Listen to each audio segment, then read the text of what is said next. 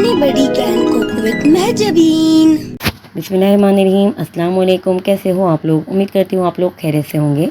मैं हूँ महजबीन मुदस्सर सैयद और आप देख रहे हैं मेरा channel anybody can cook with Mahjabeen.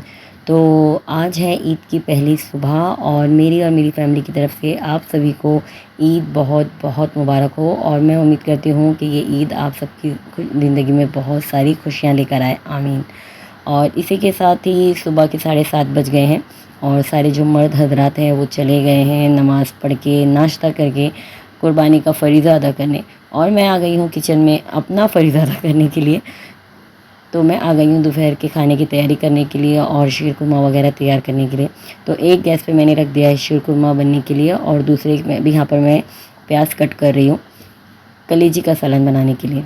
तो ज़्यादातर तकरीबन हर घर में जहाँ कुर्बानी होती है दोपहर में कलेजी का सालन ही बनता है ज़्यादातर घरों में। तो हमारे यहाँ एक दोपहर में कलेजी का सालन बनता है और साथ में जो है मटन स्टू का सालन बनता है। तो ये मटन स्टू की ये कलेजी के लिए जो है मैं प्याज काट रही थी और यहाँ पे अभी मैं उसे फ्राई कर रही हूँ मसाला भूनने के लिए।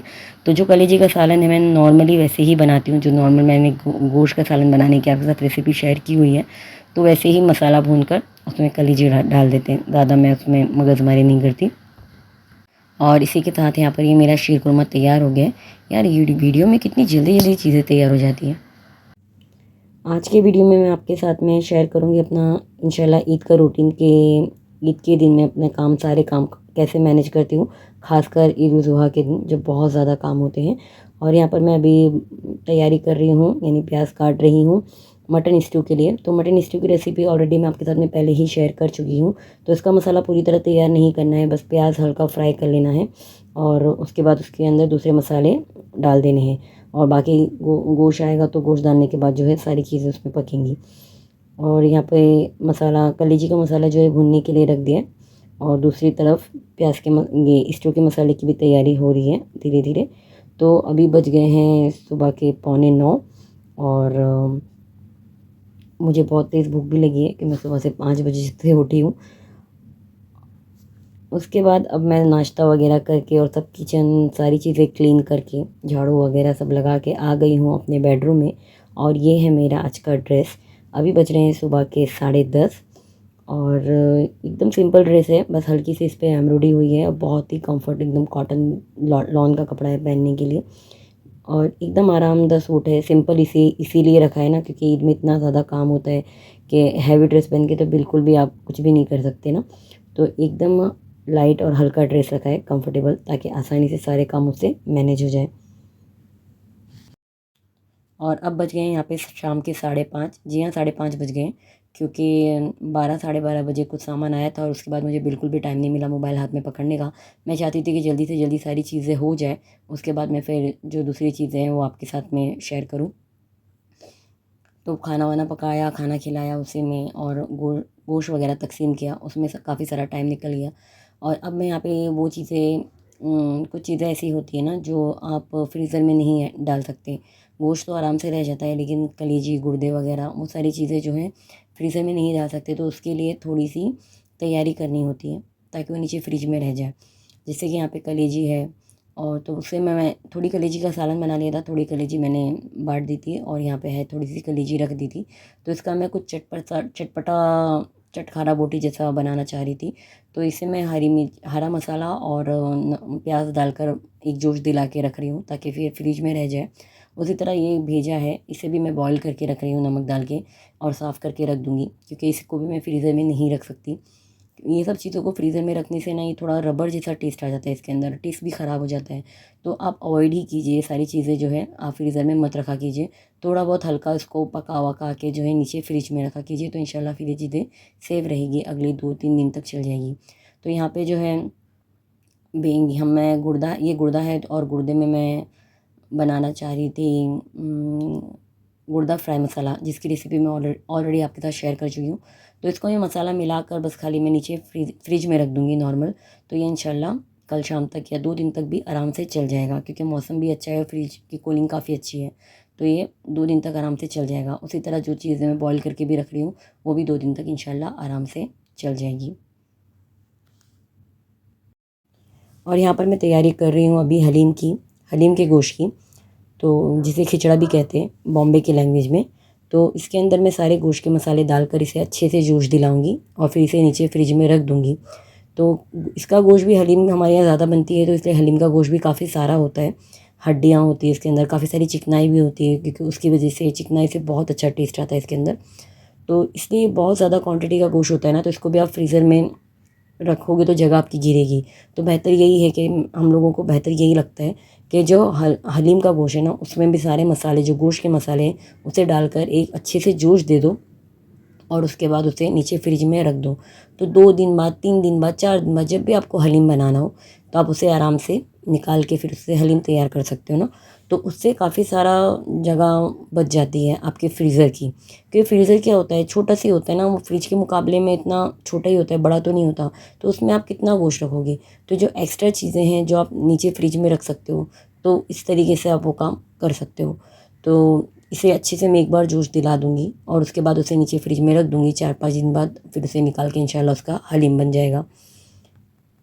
तो यही छोटे मोटे काम होते हैं ईद वाले दिन करने के लिए, जिससे हम अपनी जगह सेव कर सकते हैं, ज़्यादा से ज़्यादा फ्रीज़र की जगह सेव कर सकते हैं और नीचे फ्रिज में रख सकते हैं या बाहर रख सकते हैं।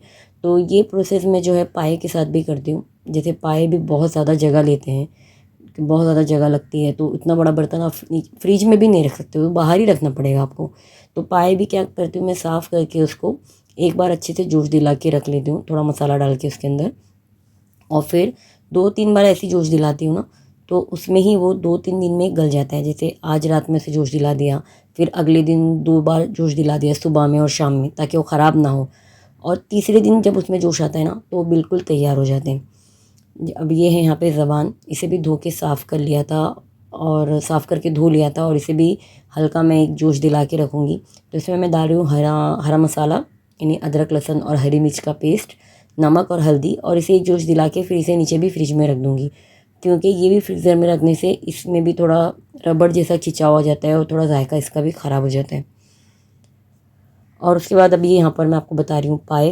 तो ये पाए की तैयारी कर रही हूँ मैं, और शाम रात के बज गए हैं तकरीबन 10:30, और इसमें मैं डाल रही हूँ हल्दी, प्याज और हरा मसाला, अदरक लहसुन और हरी मिर्ची का पेस्ट, और इसे एक जोश दिला के मैं रखूँगी। जैसे मैंने पहले भी बताया था कि जैसे पाए को गलने के लिए टाइम लगता है, तो ये बहुत अच्छा तरीका है पाए को गलाने का, जो मेरी अम्मी करते हैं और मैंने उन्हीं से सीखा है कि एक दिन आप इसे भी, आज रात में आप इसे अच्छे से जोश दिला के रख दो, फिर अगले दिन सुबह में इसे अच्छे से जोश दिलाओ, फिर शाम में अगले दिन जोश दिलाओ, और तीसरे दिन तेवासी ईद को जब आप सुबह में इसे जोश दिलाओगे ना, तो ये बिल्कुल पूरी तरह गल चुके होंगे।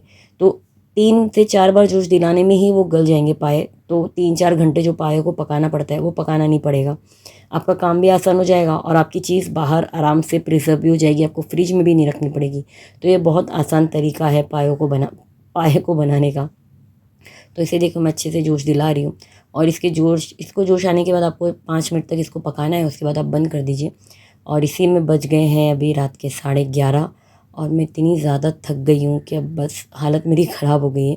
सब किचन वगैरह भी साफ़ कर दिया है, सामान सब सेट हो गया है, अब मैं जा रही हूँ सोने के लिए।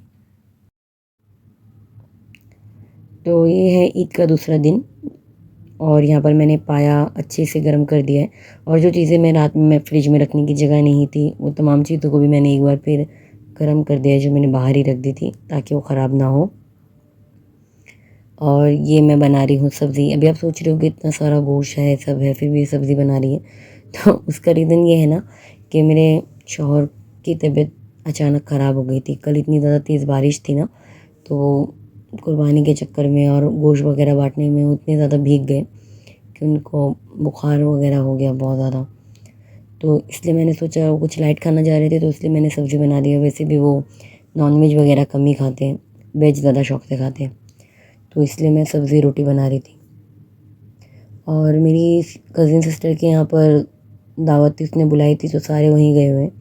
मेरे पेरेंट्स, मेरे भाई की फैमिली, मैंने अद्दी को भी वहीं भेज दिया। तो बस मैं और मेरे शौहर हैं घर में, और हम लोग आज कहीं भी नहीं जाना का प्लान है, वो आराम करेंगे। और आज का ईद का दिन ऐसी सादगी से गुजारूँगी, क्योंकि आज तो कुछ और काम है नहीं मुझे। तो एकदम सादगी से सादा खाना खा के ईद का दिन आराम से गुजर जाएगा इंशाल्लाह। सेकेंड डे आराम से गुजर जाएगा। शाम में मेरा इरादा है मैं रात में 8 बजे जाऊँगी, मेरी छोटी बहन की यहाँ, उसने बुलाई है बहुत ज़्यादा। तो इनकी तबीयत अगर, मेरे शौहर की तबीयत अगर सही हो जाती है तो इंशाल्लाह रात में हम मगरिब बाद निकलेंगे। और इसी के साथ ये ईद का सेकंड दिन भी ख़त्म। और ये आ गया है ईद का तीसरा दिन। तीसरे दिन की सुबह और मैं यहाँ पर नाश्ते की तैयारी कर रही हूँ। आज अल्हम्दुलिल्लाह मेरे शौहर की तबीयत बहुत बेहतर है, तो वो ऑफ़िस जाने की तैयारी कर रहे हैं। और यहाँ पे घी गरम करके मैं केला फ्राई करके दे रही हूँ उनको, तो बहुत शौक़ से खाते हैं ये मेरे शौहर। और नाश्ते में ज़्यादातर उनको सहरी में तो रोज़ाना मैं यही देती हूँ, बहुत पसंद करते हैं रोटी या पराठे के साथ में। तो आपको क्या करना है, घी गरम करना है और घी गरम करके केले के छोटे-छोटे पीसेस करके घी दोनों तरफ से उसे फ्राई कर देना है। आप चाहो तो हल्का सी शक्कर या गुड़ का पाउडर वगैरह भी डाल सकते हो अगर पसंद करते हो तो, नहीं तो कोई बात नहीं। जब दोनों तरफ से अच्छा सा कलर आ जाए तो उसे उतार लीजिए। आप चाहो तो इसे मैश भी कर सकते हो। तो नाश्ता करने के बाद एक बार मैं फिर आ गई हूँ किचन में, और यहाँ पे ना अचानक लाइट चली गई थी, तो इसलिए एकदम से अंधेरा हो गया था और बाहर भी बहुत ज़्यादा बादल हो रहे थे, तो इसलिए बाहर से भी कुछ भी उजाला नहीं आ रहा था। तो यहाँ पर मैंने पाया गर्म करने के लिए रख दिया है एक बार फिर, और इस बार इंशाल्लाह गर्म होने के बाद पाया हमारा गल भी जाएगा और आज हम इंशाल्लाह पाया तैयार भी कर लेंगे। तो पाया तैयार करने के लिए यहाँ पर जो है मैंने प्याज रख दी है फ्राई करने के लिए। जब प्याज लाल हो जाएगी तो इसके अंदर हम दूसरे गोश्त के मसाले ऐड करेंगे, जैसे कि धनिया पाउडर, लाल मिर्च पाउडर, गरम मसाला पाउडर, हल्दी पाउडर और टमाटर। ये तमाम मसाले डाल कर ना इसको अच्छे से हम भून लेंगे। अदरक, लहसुन और हरी मिर्ची का पेस्ट हमने ऑलरेडी पहले जो है पाए में ऐड करके उसे गला लिया था, जो आपने पहले भी देखा होगा। अगर आपको कुछ कम लगे ना कि आपने कम डाला है, तो आप इसमें यहाँ पर ऐड करके उसको मसाले के साथ में भून सकते हो। और ये पाए की रेसिपी के साथ ही मैं आज का ये व्लॉग यहाँ पर ख़त्म करती हूँ, लेकिन ये कंप्लीट नहीं हुआ है। इसका आगे का व्लॉग सेकंड पार्ट जो है इंशाल्लाह मैं आपके साथ में बहुत जल्द यानी कि कल शेयर करूँगी, और आप वो व्लॉग ज़रूर देखिएगा क्योंकि उसमें आपको एक ख़ास रेसिपी मैं आपके साथ में शेयर करने वाली हूँ। तो यहाँ पर जो है पाया हमारा गल गया है और हमारा मसाला भी भुन गया है, तो दोनों को हम मिक्स कर देंगे और अच्छे से चम्मच चलाएँगे।